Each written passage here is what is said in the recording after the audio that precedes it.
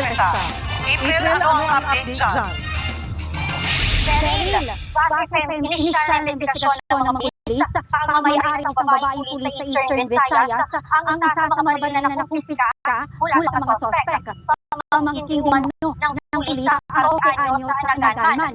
Habang isa pang baril naman ay naturo sa isang security agency sa Cebu. And di patiyak kung paano nakuha ng 15 anyos na sospek ang nasabing baril.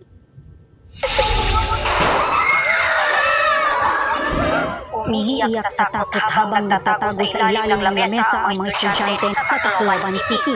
Ilang saglit pa, umalingaw ang putok ng baril.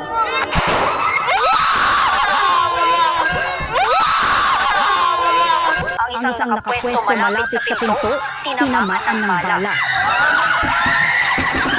Nagtakbuhan palabas ang mga estudyante at guro. Sa video na ito, kita rin nabuhat-buhat ng ilang estudyante ang dugo ang babaeng ka-eskwela nila.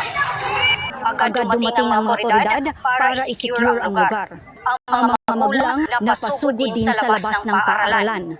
Isang dugo ang babae rin ang inilabas sa isa sa mga classroom. Ayon sa Police Regional Office Eastern Visayas, 3 ang patay habang 7 ang sugatan. Agad namang naaresto ang isa sa 2 gunman sa loob ng paaralan. Habang sumuko naman ang kasamahan niya. Sa panayam ni News 5 anchor Cheryl Cosim sa programang One Balita Pilipinas, sinabi ng Tacloban Police na pawang